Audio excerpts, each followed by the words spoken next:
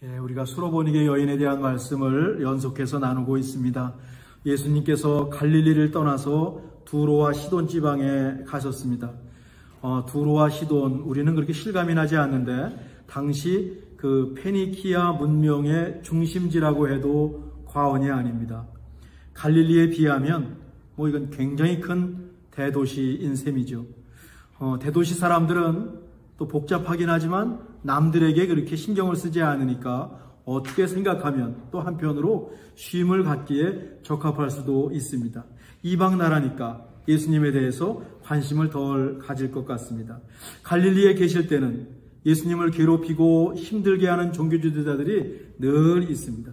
상대하기가 쉽지 않아서 정말 힘들게 까다로운 사람들입니다. 또 당시의 권력가들이고 당시에 난 사람들입니다. 구약의 율법에 능통한 사람들입니다. 이런 사람들이 예수님을 찾아와서 꼬투리를 잡고 자꾸만 예수님과 논쟁을 시작하니 예수님이 얼마나 힘드셨을까. 알고 보면 세상에서 정치하고 종교에 대한 논쟁이 가장 재미있지만 정치하고 종교에 대한 논쟁이 가장 소모적이다라고 하지 않습니까? 또 예수님은 가시는 곳마다 많은 사람들이 몰려왔습니다. 이들 가운데는 순수하게 하나님의 말씀, 하나님 나라 복음을 들으려고 하는 사람도 있었지만 단지 병이 낫기를 원해서, 또 어떤 사람들은 예수님이 5,000명씩 먹이고 나시니까 이 예수님을 왕으로 만들려고 하는 사람도 있었던 겁니다. 예수님 마음이 편치가 않으십니다. 갈릴리 사역을 마무리하시면서 잠시라도 두로와 시돈에 가서 쉬고 싶으셨던 것 같습니다. 그곳에 가서 복음을 전할 생각은 하지 않으신 것 같아요. 그런데 그때 예수님을 찾아온 사람이 누굽니까? 바로 수로보니게 여인이었습니다. 이 여인에게는 사연이 있었는데 딸이 아주 흉악한 귀신에 들렸습니다. 흉악한이라고 하는 표현이 알려주듯이 아주 나쁜 상태입니다. 다른 방도가 없었습니다. 귀신이 들렸습니다. 예수님이 오셨다는 소식을 듣고 잔뜩 기대를 하면서 이 여인이 예수님께 나오죠. 근데 지난주에 살펴보았듯이 예수님은 아무 대답도 하지 않으셨습니다. 헬라어 본문에 의하면 한마디도 하지 않으셨다. 한마디도 하지 않으셨다. 여인이 생각하던 예수님이 아니십니다. 우리도 수로보니게에 대한 말씀을 쭉 읽어나가다 보면 이쯤부터 시작해서 우리도 걸립니다. 예수님 왜 이러셨지? 예수님 이상하시네. 우리가 평소에 알고 있던 예수님이 아니시네 라는 생각이 드는 지점이 여기부터 시작이 되죠. 그러니 수로보니게 여인은 오죽했을까? 23절이었는데 제가 한 번 더 읽어보죠. 예수는 한 말씀도 대답하지 아니하시니 제자들이 와서 청하여 말하되 그 여자가 우리 뒤에서 소리를 지르오니 그를 보내소서라고 했습니다. 자기들은 예수님에 대한 자기가 들은, 이 여인이 들은 예수님에 대한 소문과 분명히 다릅니다. 그 소문대로 하면 예수님이 분명히 자기 딸을 고쳐주셔야 했는데 그 확신을 갖고 예수님에 달려와서 외쳤고 울부짖었습니다. 저렇게 예수님 발 앞에 엎드렸습니다. 그런데 예수님의 반응이 싸늘한 겁니다. 제자들은 또 이 여인을 쫓아내자고 제안하는 겁니다. 우리 앞에 떠 있지만 이 장면을 한번 눈앞에 그려보십시다. 현재 이 여인은 철저하게 버림받은 느낌이었을 것입니다.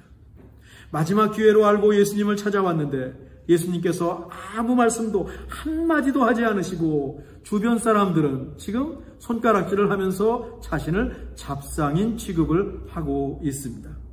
자존심이 얼마나 상했을까요?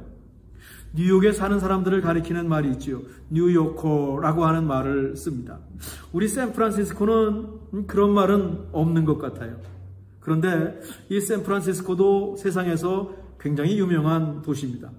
세상에 어디를 가도 샌프란시스코에서 왔습니다 라고 말하면 아마 샌프란시스코를 모르는 사람들은 거의 없을 것 같습니다. 정말 샌프란시스코를 모르고 그게 어디 있습니까? 라고 묻는다면 그거 진짜 촌사람이죠. 은근 부러워할 수도 있고 또 우리도 어깨를 으쓱 할 수 있습니다. 제가 지난번에 결혼 30주년을 맞아서 하와이에 갔는데 제가 샌프란시스코 자이언츠 제 팬입니다. 그 모자를 쓰고 있더니 사람들이 와서 물어봅니다. 샌프란시스코에서 왔냐고. 그래서 그렇다고 하니까 자이언츠 팬이냐고 그러니까 나도 그렇다 라고 얘기를 하니까 또 같이 얘기할 수 있는 기회가 되었습니다. 유명한 도시에 살고 있어요. 수로보니게 시로페니시아라고 하는 것, 이 시리아 페니키아 지역 출신이란 표현 속에는 그 정도의 뉘앙스가 들어있습니다. 엄청난 도시 출신이다. 근데 이 여인은 이 모든 것을 내려놓고 나사렛 목수의 아들 갈릴리 어부들의 발 앞에 지금 엎드렸습니다. 더 어떻게 낮추겠습니까? 완벽하지 못해도 예수님이 누구신지 주 다윗의 자손이라고 정확히 고백했습니다. 무엇보다 자기 치부를 드러냈습니다. 정말 하기 어려운 말입니다. 내 딸이 귀신이 들렸다라고 말하는 것은 이건 쉬운 일이 절대로 아니죠. 그것도 흉악하게 귀신이 들렸다라고 말하는 것은 자기의 부끄러운 부분들 다 숨기고 살던 것들을 예수님 앞에 내어놓았다라는 것입니다. 그런데 예수님은 아무 대답도 하지 않으셨습니다. 제자들은 궁시렁대고 있습니다. 이런 순간이 얼마나 힘이 듭니까? 여러분이 누군가를 찾아가서 정말 어렵게 찾아가서 부탁을 드렸습니다. 그래도 이 사람이라면 내 말을 들어줄 것 같아요. 그래서 아주 어렵게 찾아가서 또 어떤 자존심도 다 내려놓고 찾아가서 부탁을 드렸어요. 그런데 상대방이 들은 척도 하지 않습니다. 얼마나 무안하고 당황스럽던가요. 우리 모두에게는 이렇게 수로보니게 여인의 심정을 느낄 수 있는 경험이 있어서 우리가 성경을 읽으면서 그 성경 속에 우리가 몰입할 수가 있습니다. 특별히 어떤 때는요, 우리가 마음을 먹고 정말 기도 열심히 합니다. 내가 한번 하나님 제대로 믿어보자.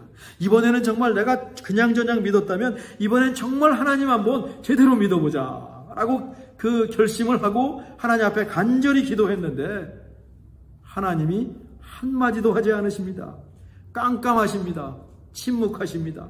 하나님의 응답이 오지 않습니다. 이런 하나님을 경험할 때도 우리에게는 솔직히 많이 있지요. 그때 우리라면 어떻게 했을까? 더 창피를 당하고 싶지 않아서 그 자리를 떴을 것 같습니다. 은근히 화를 내면서, 속으로 화를 내면서, 어쩌면 재수없다고 저주하면서 떠날 수도 있습니다. 아니면 틀렸다. 나는 정말 지지리도 복이 없는 사람이다. 나 같은 인생이 있는데 정말 어떻게 내 딸 한번 고치고 싶었는데 예수님마저 나를 박대하시니 나는 지지리도 복이 없는 사람이지. 열등감에, 자괴감에 자책하면서 슬며시 그 자리를 떴을 것입니다. 한 가지 후회가 나오죠. 내 딸 얘기 괜히 했다. 내 딸 얘기 하지 않았으면 좋았는데. 우리는 자존심이 조금만 상해도 폴폴 뛰거든요. 하나님 앞에서도 마찬가지거든요. 불평하거나 하나님 없다고 의심할 수도 있습니다. 근데요, 이 수로보니게 여인은 그 순간을 참았습니다. 제자들이 이 여인을 내보내라고 해도 그 현장을 떠나지 않았습니다. 현장을 떠나지 않는 것, 믿음은요, 그냥 예수님 앞에 엎드려 있는 상태임을 우리는 수로보니게 여인을 통해서 배웁니다. 현장을 떠나지 않고 그냥 예수님 앞에 엎드려 있는 그 상태가 믿음이다는 사실을 배웁니다. 우린 참 조급합니다. 현대인들은 빠른 것에 익숙해서 조금만 늦어지면 조바심을 냅니다.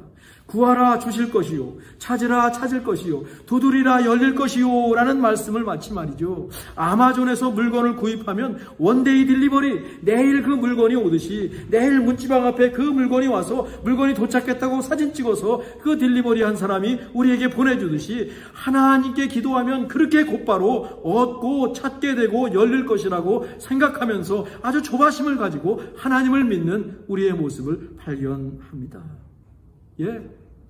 우리의 삶이 빠르게 돌아가는 것, 이건 사실입니다.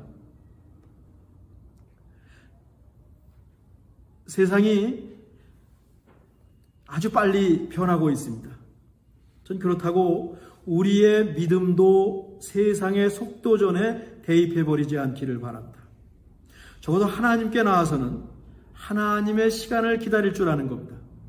오히려 기도에서 잠깐이지만 센터링 침묵 기도를 연습합니다. 모든 것을 내려놓고 하나님의 시간 속에 들어가서 하나님과 더불어 거할 줄 아는 것이 이 또한 믿음입니다. 잠깐이라도, 우리 바쁜데 맨날 그럴 수는 없습니다. 정말 잠깐이라도 하나님이 만들어 놓으신 진공 상태, 우리가 사무엘상에서 배웠듯이 하나님이 우리를 구원하게 만들어 놓으신 생명 싸개, 생명 보자기, 이 순간을 즐기는 것, 이것이 그리스도인의 특권 아니겠습니까? 수로버니게 여인도 우리만큼 바빴습니다. 당시 문명의 한 중심에 살던 여인입니다. 대도시의 특성은 지금이나 옛날이나 같거든요. 그런데 이 여인이 예수님 앞에 나왔을 때 세상의 시간이 아니라 하나님의 시간에 머물러 있었습니다. 우리에게 이런 침착함이 있기를 바랍니다. 이런 오래 참음이 있기를 바랍니다. 이런 평안, 하늘의 평안이 우리에게 있기를 간절히 바랍니다. 세상에서의 빠름을 하나님 시간으로 통제하고 앞에서 말씀드렸듯이 쉼을 갖고 세상이 아니라 하나님과 호흡하는 시간을 갖기를 간절히 원합니다. 이런 시간이 우리에게 꼭 필요해요. 이것이 바로 구도자의 삶입니다. 5만 번 기도 응답을 받았다. 5만 번. 50,000. 조지 뮬러라는 사람이 있습니다. 고아원에 쌀이 떨어지면 그날 오전에 하나님 쌀이 떨어졌습니다. 그러면 기도하자마자 전화벨이 울려서 넣으면 내가 쌀을 좀 기부하고 싶은데요. 뭐 이런 경험들이 이 조지 뮬러에겐 다반사였습니다. 5만 번이라는 숫자는 그만큼 기도 응답을 많이 받았다. 근데 다시 생각해 봅시다. 5만 번 기도 응답을 받았다면 이 사람은 그만큼 기도했다라고 하는 방증입니다. 우리는 기도 응답만 생각하는데 이 사람이 5만 번 기도 응답을 받았다면 5만 번이 아니라 10만 번을 기도할 수도 있는 것이죠. 이 부분도 한번 뒤집어서 생각해 보고 싶고요. 이 조지 뮬러는 예수님을 믿지 않는 5사람을 놓고 기도를 했어요. 아플 때도 이 사람을 위해 기도했고, 건강할 때도 기도했고, 이 조지 뮬러 기록에 의하면 육지에 있을 때도 기도했고, 배를 타고 여행할 때도 하루도 빼놓지 않고 이 5명이 예수님 앞에 오기를 조지 뮬러는 기도했습니다. 기도를 시작하고 1년 반이 지났을 때 한 친구가 예수님을 믿게 됩니다. 두 번째 친구는 5년이 지나서, 자그마치 5년이 지나서, 세 번째 친구는 기도를 시작한 지 6년이 지났을 때 예수님을 믿었습니다. 이 5년과 6년은 만만치 않은 기간입니다. 하나님의 시간을 살지 않으면 절대로 5년이나 6년을 기도하기는 쉽지 않습니다. 자기 기도도 아니고 다른 사람을 위한 기도 아닙니까? 5명의 친구 가운데 이 3명은 이렇게 예수님을 믿었어요. 이제 2명 남았습니다. 조지 뮬러 친구의 아들들이에요. 하루도 빼놓지 않고 이들의 구원을 위해서 기도합니다. 꿈쩍도 하지 않습니다. 침묵의 시간이 길어집니다. 조지 뮬러가 이런 글을 남깁니다. 그래도 나는 하나님 안에서 소망을 갖습니다. 계속 기도할 것이고 응답을 구할 것입니다. 두 사람은 아직 예수님을 믿지 않습니다. 그러나 그들은 분명히 예수님을 믿을 것입니다. 5명의 구원을 위해서 기도한 지 52년이 지난 1897년 조지 뮬러가 세상을 떠납니다. 그런데 마지막까지 예수님을 믿지 않은 두 사람이 이 조지 뮬러 장례식에 참석해서 52년을 자신들을 위해서 조지 뮬러가 기도했다라고 하는 말을 들었대요. 그 말에 감동해서 예수님을 믿게 되었답니다. 52년 만에 조지 뮬러의 기도가 모두 응답된 것이죠. 조지 뮬러는 아마 하루도 빼놓지 않고 기도했다고 했으니까 하나님께 가면서도 친구의 아들들이 하나님께 나오기를 분명히 기도했을 것입니다. 그의 기도는 결국 이루어졌습니다. 기도는 큰 나무가 자랄 것을 믿고 그 씨앗을 심는 것이 기도가 아닐까 싶습니다. 우리의 기도가 씨앗이 되어서 반드시 싹이 나올 것이고 큰 나무로 열매 맺게 될 것이다. 이것을 믿고 18개월, 5년, 6년, 아니 죽을 때까지 하나님 앞에서 기도를 드릴 수 있는 것이죠. 여러분이 지금 기도하고 있는 기도 제목 가운데 가장 오래된 것은 어떤 기도 제목입니까? 여러분이 지금 기도하고 있는 기도 제목 가운데 여러분 어느 한 가지 기도 제목을 놓고 얼마나 오랫동안 기도하고 계십니까? 아마 여러분들도 몇 년째 기도하는 제목을 갖고 계실 거예요. 물론 수십 년을 같은 기도 제목으로 기도하는 것이 쉽지는 않습니다. 그때는요, 그냥 응답을 기다리는 것이 아니라 하나님을 신뢰하고 그냥 하나님 앞에 엎드리는 격이 될 것 같아요. 하나님이시라면 가장 좋은 것을 예비해 놓으셨음을 믿고 그냥 기도하는 겁니다. 그렇게 기도하면서 지난 시간에 말씀드렸던 구도자의 삶을 실천하는 것이겠죠. 기도의 거장 조지 뮬러도 아마 그랬을 것 같아요. 그러니까 52년 같은 기도 제목을 갖고 기도할 수 있었지요. 그런데 또 살다 보면 다급한 기도 제목이 있어요. SOS를 쳐야 되는 기도 제목도 있어요. 911, 하나님께 911을 돌려야 되는 기도 제목도 있어요. 물에 빠져서 지푸라기를 잡는 심정으로 기도할 때가 또 우리에게는 얼마나 많이 있습니까? 예수님을 찾아온 수로보니게 여인이 그렇거든요. 그런데 예수님께서 아무 대답도 하지 않으셨으니 이 얼마나 힘들었을까? 드디어 예수님이 입을 여십니다. 24절인데 우리 한번 읽어보실까요? 24절 시작. 예수께서 대답하여 이르시되 나는 이스라엘 집에 잃어버린 양 외에는 다른 데로 보내심을 받지 아니하였노라 하시니, 나는 이스라엘 집에 잃어버린 양 외에는 다른 데로 보내심을 받지 아니하였노라. 이게 웬일입니까? 지금 예수님은 제자들과 똑같은 말을 하고 있습니다. 자신은 이스라엘 집에 잃어버린 양을 위해 오셨지 이 두로와 시돈에 사는 수로보니게 사람들을 위해서 오지 않으셨다. 이건 거절입니다. No, 당혹스러운 말씀입니다. 돌아보니까 예수님께서 제자들을 전도 여행을 보내실 때도 똑같은 말씀을 하셨어요. 마태복음 10장 5절 8절인데 제가 읽어볼까요? 예수께서 이 12를 내보내시며 명하여 이르시되 이방인의 길로도 가지 말고 사마리아인의 고을에도 들어가지 말고 오히려 이스라엘 집에 잃어버린 양에게로 가라. 가면서 전파하며 말하되 천국이 가까웠다 하고 병든 자를 고치며 죽은 자를 살리며 나병한 자를 깨끗하게 하며 귀신을 쫓아내되 너희가 거저받았으니 거저주라. 실제로 예수님은 유대 땅 갈릴리와 예루살렘에서 사역하셨습니다. 갈릴리 건너편에 가신 적은 있지만 아마 그때도 쉬러 가지 않으실까 싶어요. 거기서 귀신을 쫓아내셨지만 그곳에서 복음을 전하시지는 않으셨어요. 로마 백부장의 종을 고쳐주신 것도 갈릴리라고 하는 이스라엘 집, 이스라엘 지경 안에서 있었던 사건입니다. 이처럼 예수님의 사역의 대부분은 이스라엘 땅에서 이루어졌어요. 장차 이제 제자들이 세상에 나가서 복음을 전할 것이고 이방인의 사도로 부름을 받은 사도 바울이 예루살렘 넘어 사마리아와 땅 끝까지 복음을 전하게 될 것이고 예수님은 대개 이스라엘 안에서 사역을 하셨거든요.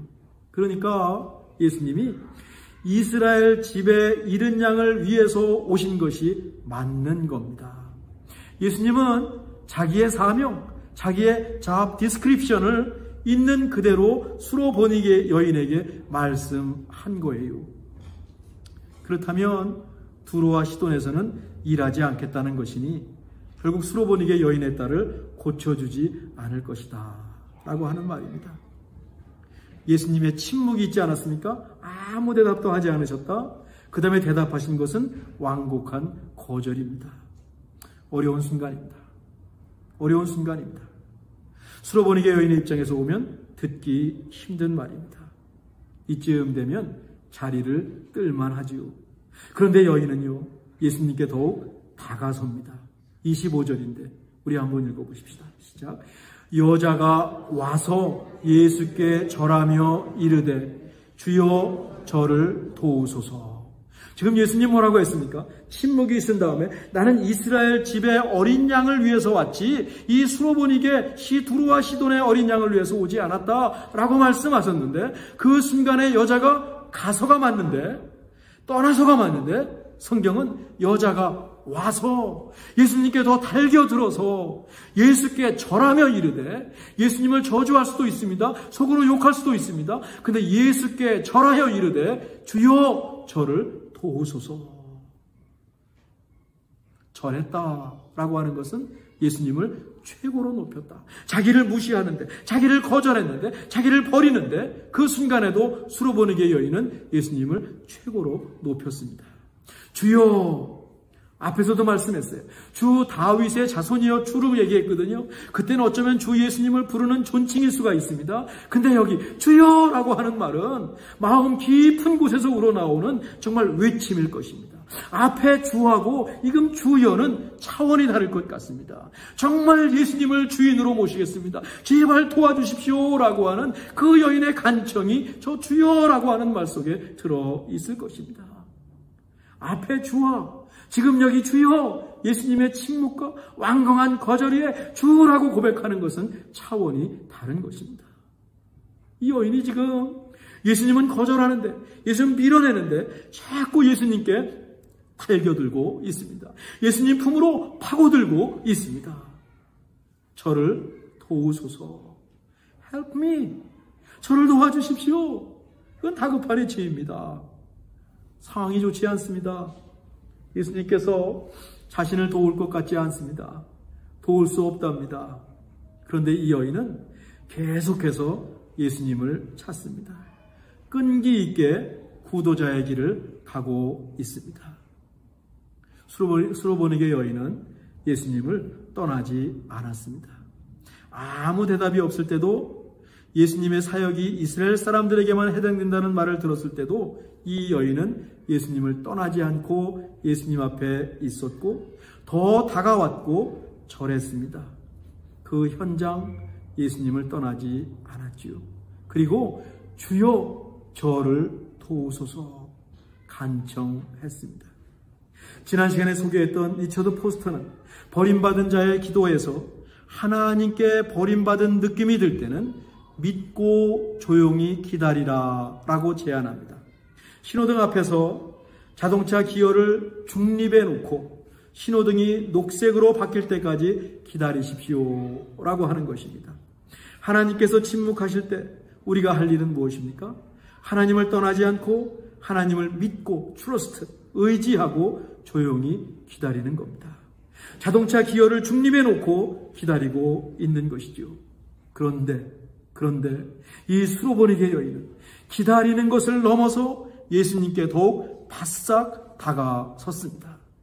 바싹 다가섰습니다. 주여 저를 도우소서라고 외치면서 예수님 품속으로 바싹 다가들었습니다.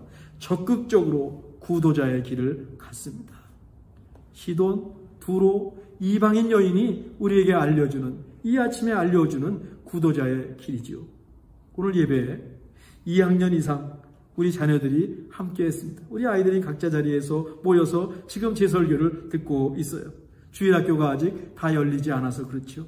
우리 아이들도 힘들 때 예수님 도와주세요. 예수님 도와주세요. 우리 시연이도, 윤우도, 현재도, 미래도, 예수님 우리 소원이도 나 도와주세요 라고 우리 아이들도 예수님 앞에 기도했으면 너무 좋겠습니다. 우리 모두에게 크고 작은 기도 제목이 있습니다. 간청과 마음의 소원이 있죠.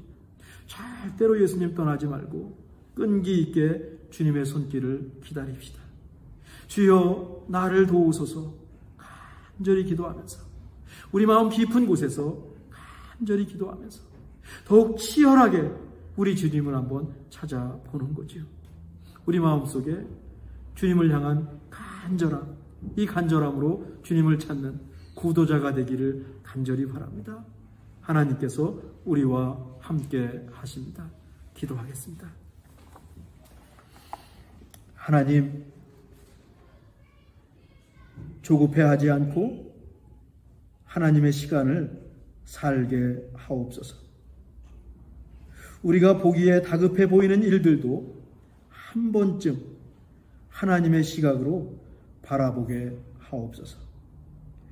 솔직히 힘들 때가 있습니다. 이렇게 말씀을 듣고 생각은 있지만 참 힘들 때가 있습니다. 기다림의 끝이 보이지 않을 때도 있습니다. 주여 도와주옵소서.